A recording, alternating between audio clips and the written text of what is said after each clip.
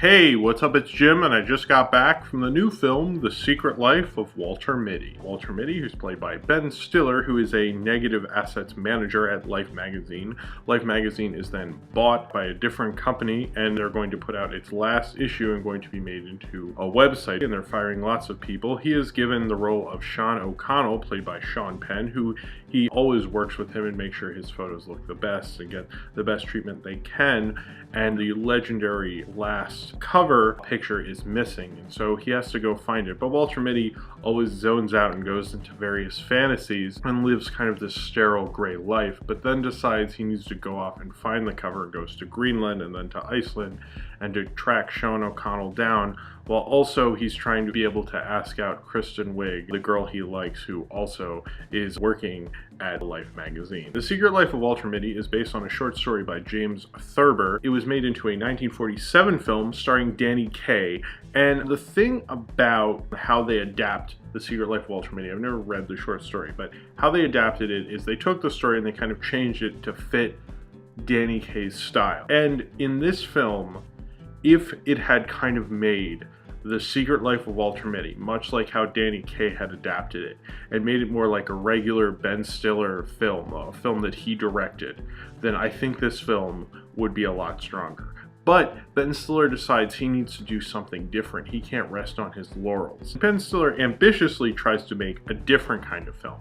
I don't think it succeeds at all, but it is interesting that he would try to do this. I think it's a terrible instinct. It's very downbeat and gray for a lot of it, and the character of Walter Mitty isn't that interesting to watch as an audience, and he's really supposed to be the guy you follow.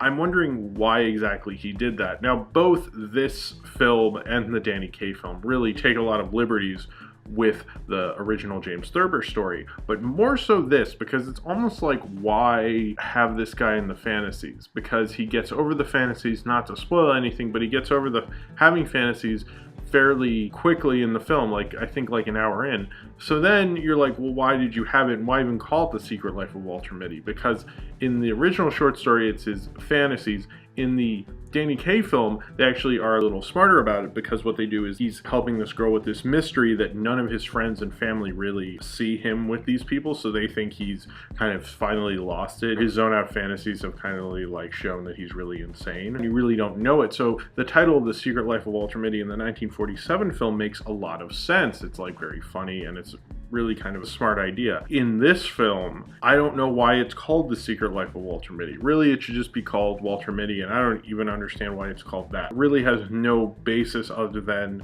the fantasy sequences early on in the film, and everything else, I don't know where this came from. You know, why didn't he just make another film with a different name? But the Secret Life part really just has no reason to really be in here. But I feel like if I saw this film again, I would realize more of the logic holes in it, and there are major logic holes in this film that I thought about later after the film. I was like, wait, that doesn't really make sense. And there's a lot of bad script problems where characters fill in blanks that the narrative just simply can't sustain. It's almost like the narrative comes to a stop and he used a writer device. You know, his mom's like, oh no, he came and visited me, yes, oh that, and this answers that, and now this is how this happens. There's too many examples of characters filling in blanks for him as like weird narrative devices that just hit you over the head. They're so blatant. I couldn't ultimately really relate to it. It felt like it washed over me, a lot of it. It's weird, odd product placement with the comforting of Papa John's and Cinnabon and eHarmony. It is kind of almost as bad as Man of Steel. Probably just as bad as it is just as bad as Man of Steel when it comes to product placement.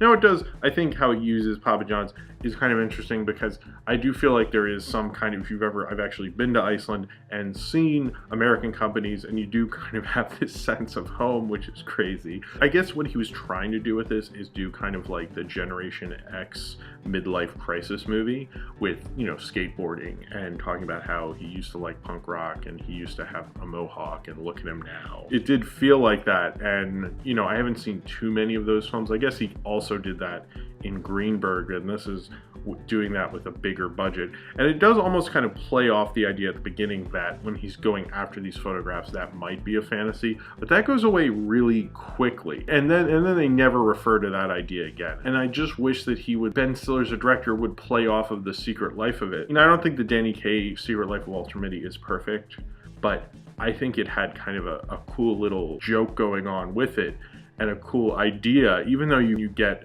whether it's real or not. I mean, you can probably figure it out. There is that doubt going on, and it makes for a far more interesting film.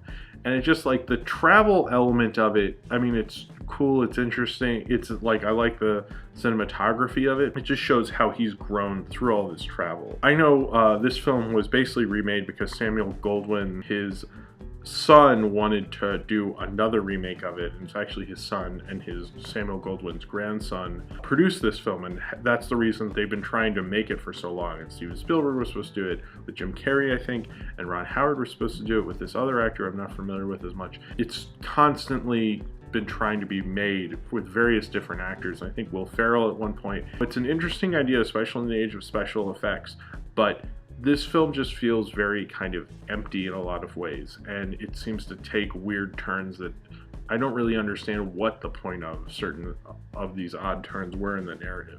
I guess I should do a spoiler section. This has been out for a while, but I will. Before I do that, I don't think this is a really strong movie. It's like an odd, weird sidestep for a director. And a director who has, Ben Stiller, has a pretty unique voice. It's interesting, he's the guy who directed Reality Bites, and Reality Bites was considered such a big Generation X movie, and then he makes the Generation X midlife crisis movie. I don't know what he was trying to do with the cinematography. Sometimes I felt like, are you trying to do a Jacques Tati thing and you're failing very badly? It's still gorgeous, but it's not Jacques Tati. This is an odd choice in a director's filmography. I don't think it succeeds in trying to adapt Walter Mitty, and I don't know what he's exactly trying to say with it, really. It's just a very messy narrative. Now, I'm going to do a spoiler section because I'm going to spoil quite a bit. When he first gets back and he kind of thinks Kristen Wiig is back with her husband, but she's not, which is, I don't know what the point of that was. And the worst part is when you find out what the cover is, which is him looking at the photographs. And he was sitting out before, but he was looking at the photos, and so he was missing the photo that at that point hadn't been taken, because they're taking a photo of him trying to find out the clues to find the photo that at that time was actually being taken.